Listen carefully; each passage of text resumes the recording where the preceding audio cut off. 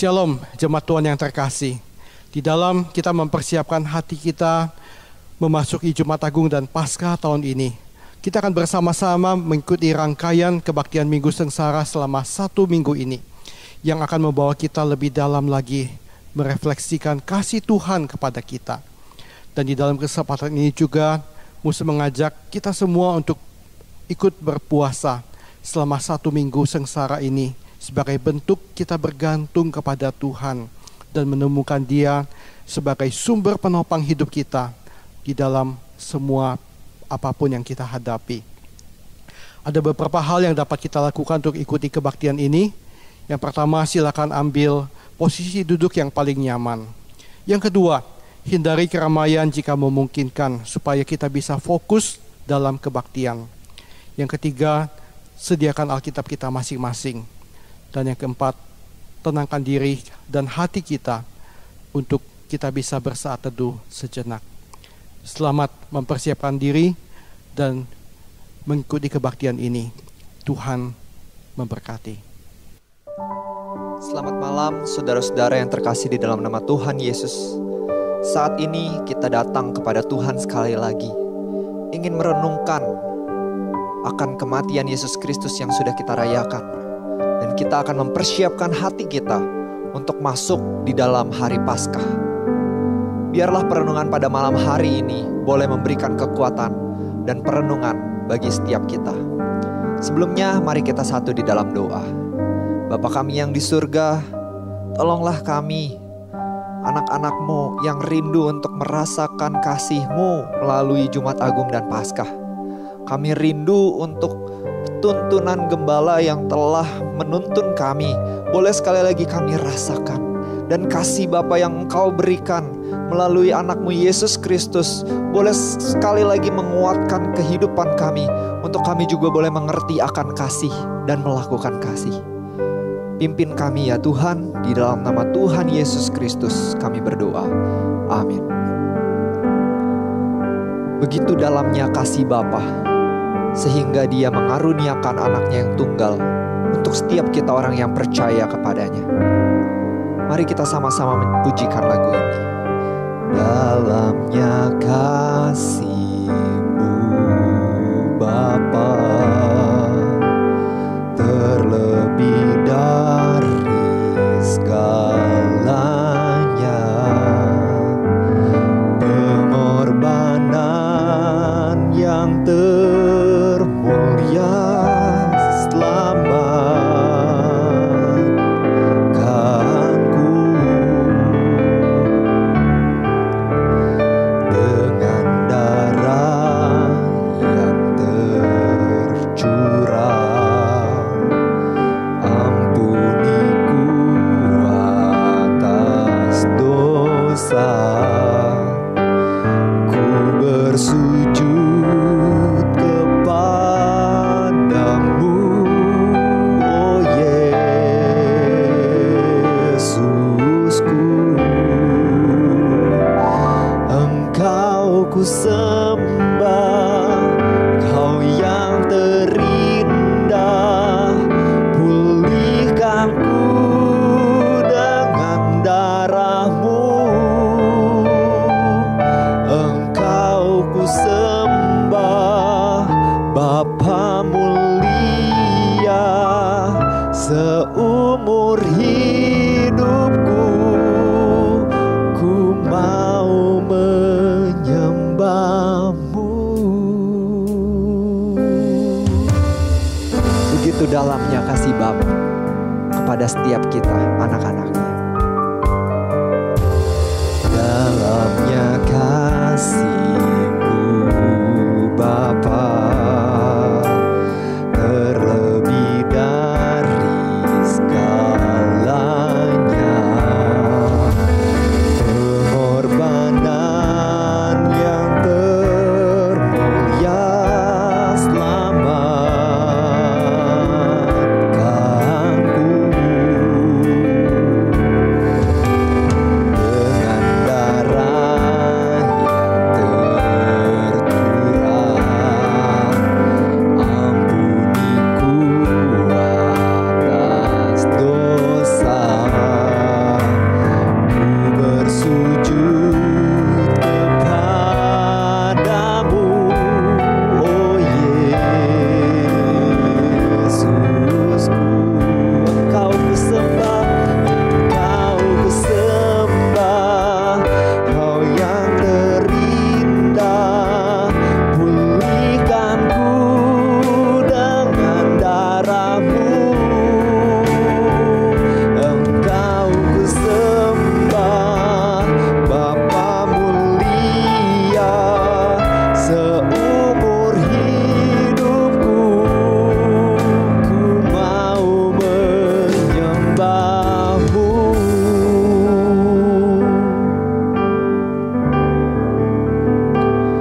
Engkau ku sembah, Kau yang terindah.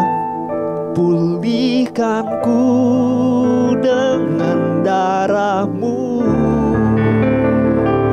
Engkau ku sembah, Bapa mulia. Seumur hidupku ku mau menyembah-Mu. Kepada Allah yang kita sembah, mari kita menaikkan pokok-pokok doa. Yang pertama, mari kita sama-sama doakan pergumulan iman anak-anak muda. Banyak sekali anak-anak muda yang goyah terhadap banyak pengajaran-pengajaran. Banyak sekali anak-anak muda yang bergumul untuk mencari kebenaran. Dan banyak anak-anak muda yang goyah terhadap pergaulan bebas, sehingga mereka harus mempertaruhkan iman mereka. Mari kita sama-sama doakan agar Tuhan boleh menguatkan iman setiap anak-anak muda. Mari kita berdoa. Bapa kami yang di surga, Kami tahu Tuhan, Engkau peduli terhadap anak-anak muda. Kami tahu Engkau peduli terhadap generasi gereja kami, generasi gereja di seluruh dunia. Dan Engkau telah menanamkan begitu banyak iman di tengah-tengah anak muda saat ini. Terima kasih ya Tuhan. Namun di dalam perjalanan iman mereka, kami tahu begitu banyak halangan dan hambatan. Tuhan, kiranya Engkau datang menolong mereka. Kuatkan iman mereka ya Tuhan. Di tengah begitu banyak halangan dan rintangan, begitu banyak pergaulan dan godaan untuk mereka menjauh dari apa yang mereka saat ini percaya. Biarlah Tuhan, Roh Kudus-Mu yang ada di dalam setiap hati mereka mengingatkan mereka, menguatkan hati mereka, menjaga mereka agar mereka tetap mengasihi-Mu, tetap melayani-Mu, dan tetap memiliki iman terhadap Yesus Kristus yang mati di atas kayu salib. Kami percaya ya Tuhan, kebangkitan-Mu menyatakan kemenangan bagi setiap orang-orang yang beriman kepada-Mu. Dan itulah kemenangan bagi anak-anak muda yang juga saat ini bergumul di dalam iman mereka. Biarlah kebangkitan-Mu menyatakan kemenangan. Terima kasih ya Tuhan, kami serahkan pokok doa yang pertama ini ke dalam tangan-Mu di dalam nama Tuhan Yesus. Yang kedua, mari kita sama-sama doakan untuk pergumulan anak-anak muda. Begitu banyak anak-anak muda saat ini yang bergumul akan studi mereka, masa depan mereka, cita-cita mereka. Mereka bergumul akan panggilan Tuhan. Apa yang ingin Tuhan rancangkan di dalam kehidupan mereka. Biar sungguh Tuhan boleh memberikan hati dan kepekaan akan setiap kehidupan mereka untuk mereka tahu akan panggilan Tuhan. Juga kita berdoa untuk anak-anak muda yang saat ini sedang studi di luar negeri atau yang di luar kota yang tidak bersama dengan keluarga.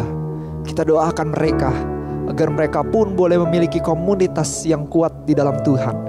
Kita doakan untuk mereka juga boleh tetap mengingat akan panggilan hidup mereka, sehingga di dalam studi mereka boleh sungguh-sungguh menyelesaikannya dengan pertolongan yang daripada Tuhan, dan boleh mengembalikan semuanya untuk kemuliaan Tuhan. Mari kita satu di dalam doa. Bapa kami yang di surga, kami datang kepadamu, berdoa untuk setiap anak-anak muda yang bergumul di dalam kehidupan mereka. Saat ini mereka yang sedang studi, yang bergumul untuk masa depan mereka, panggilan-Mu biarlah Tuhan nyatakan di dalam setiap kehidupan mereka, untuk mereka boleh jalani dengan ketaatan, dan mereka juga boleh sungguh semakin yakin akan jalan yang Tuhan tunjukkan, dan mereka boleh sungguh-sungguh menjalani panggilan-Mu, menyelesaikan setiap studi, dan boleh melanjutkan di dalam pekerjaan maupun pelayanan yang Tuhan izinkan, yang Tuhan inginkan untuk mereka kerjakan. Tuhan, Engkau juga boleh menolong setiap anak-anak muda yang saat ini sedang berkuliah di luar negeri maupun di luar kota. Walaupun mereka tidak bersama-sama dengan keluarganya, biarlah Tuhan yang boleh bersama dengan mereka, menemani mereka, dan memberikan mereka komunitas yang baik untuk mereka boleh bertumbuh. Dan mereka juga boleh tetap mengingat bahwa mereka pergi melanjutkan studi mereka untuk kembali memuliakan Tuhan melalui apa yang sudah mereka dapatkan. Tuhan, kiranya Engkau yang boleh hadir di dalam kehidupan anak-anak muda, dan Engkau yang boleh terus menyertai mereka di dalam pergumulan mereka. Ini doa kami ya Tuhan, di dalam nama Tuhan Yesus kami berdoa. Amin. Engkau ku sembah, Kau yang terindah, pulihkanku dengan darah-Mu. Engkau ku sembah, Bapa mulia, seumur hidupku ku mau menyembah-Mu.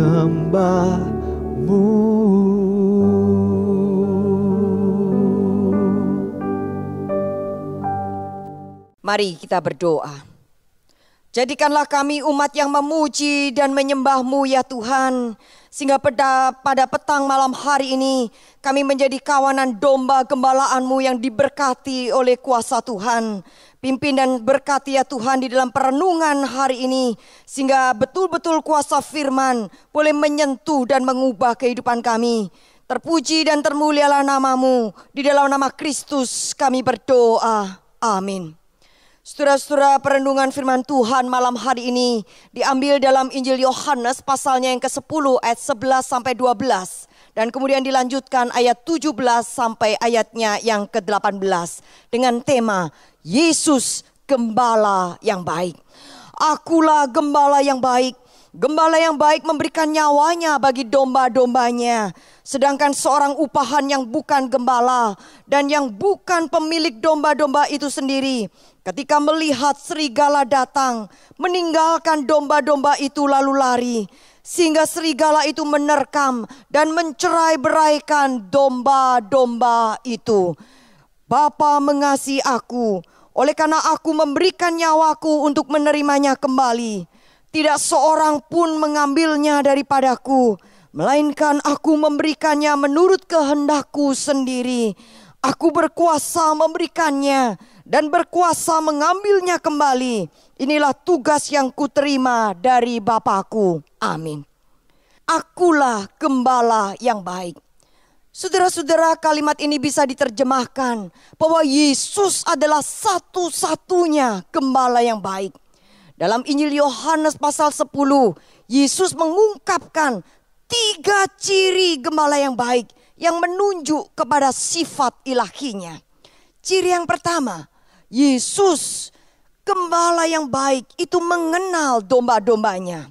Ayat yang ke-14 firman Tuhan berkata, akulah gembala yang baik dan aku mengenal domba-dombaku dan domba-dombaku mengenal aku. Saudara, pengertian mengenal di sini bukan sekedar tahu, tetapi memiliki pengertian.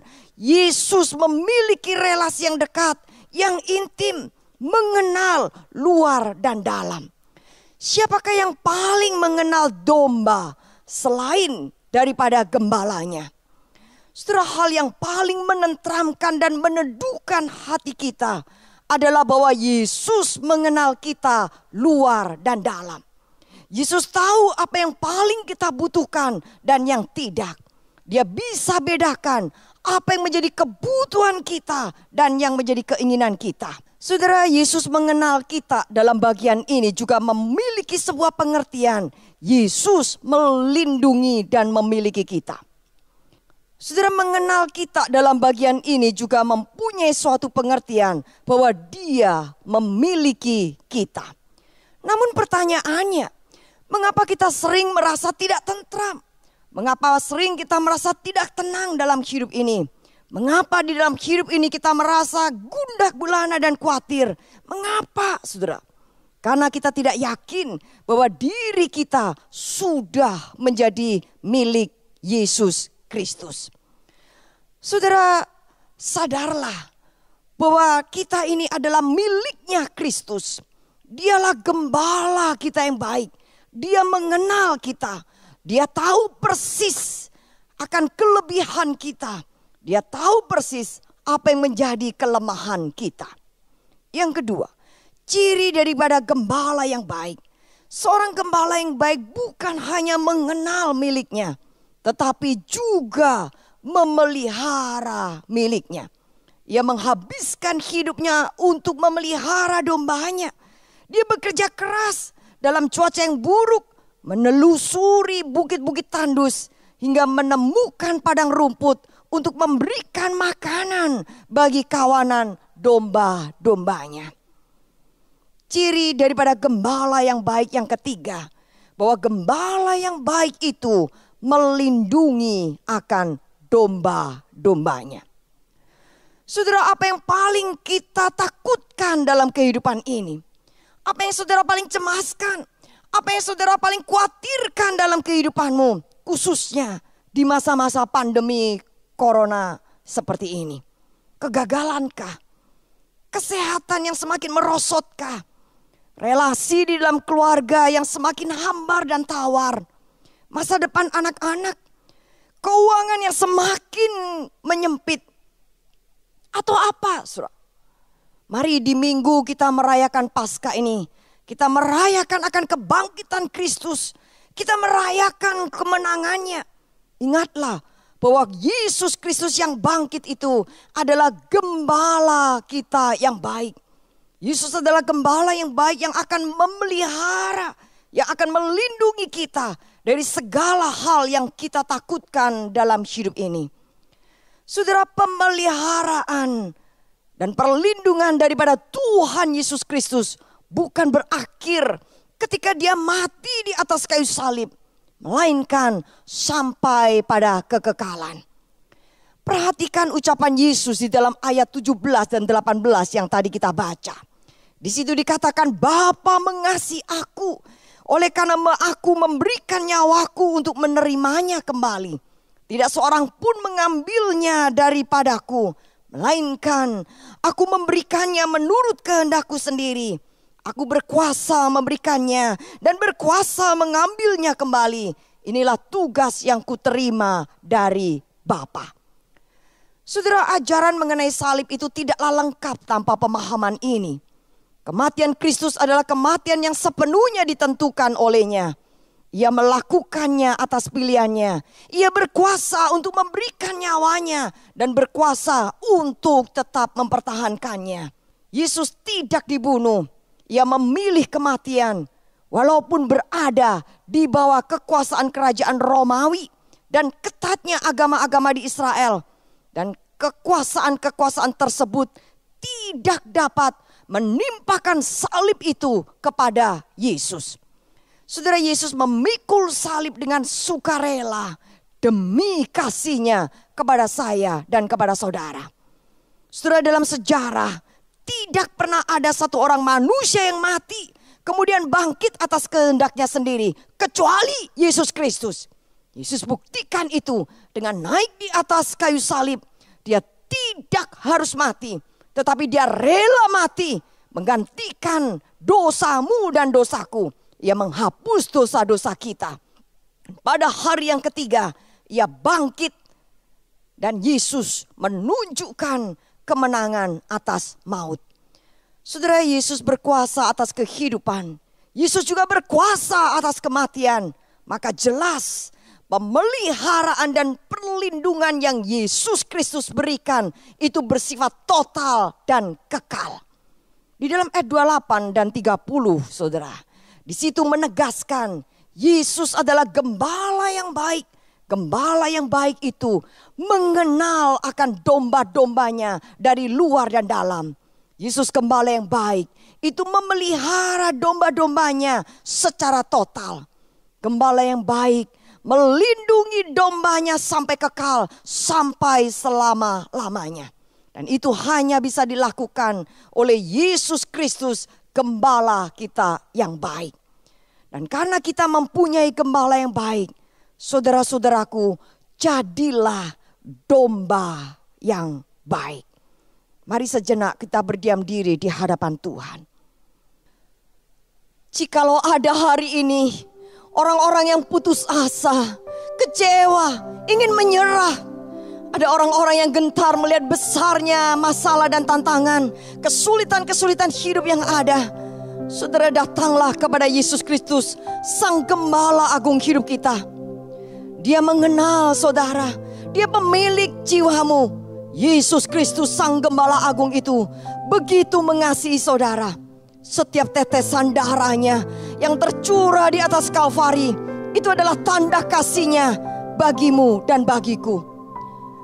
Saudara, jikalau hari ini ada orang-orang yang mulai kehilangan semangat untuk beribadah dan mengabaikan perkara-perkara rohani, tidak ada gairah dan gelora untuk melayani Tuhan, hari ini maukah saudara-saudara untuk memperbaharui komitmen kepada Yesus Kristus Sang Gembala Agung itu? Dia gembala yang baik yang telah memberikan nyawanya untuk kita. Adakah kita berjanji untuk lebih mengasihi Dia dengan seantero hidup kita? Adakah kita berjanji untuk lebih giat beribadah, bersekutu, berdoa, bertumbuh dalam iman dan membaca firman-Nya? Adakah kita mau lebih giat melayani, giat kerja bagi Yesus? Kiranya api Roh Kudus membakar dan menggelorakan hati kita menjadi domba yang baik bagi Kristus, Sang Gembala kita yang baik. Tenangkan sesaat kita berdiam diri di hadapan Tuhan.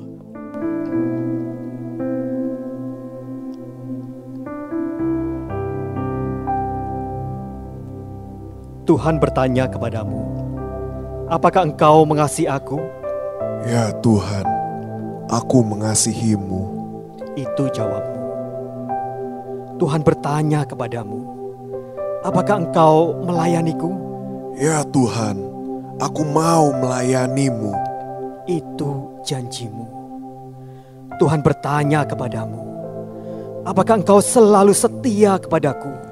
Ya Tuhan, aku akan selalu setia kepadamu. Itu tekadmu. Tuhan bertanya kepadamu, mengapa kau tak lagi mengasihi aku dengan segenap hatimu? Mengapa kau tak lagi melayani aku dengan senyum, dengan semangat dan sukacita? Mengapa kau tak lagi setia kepadaku?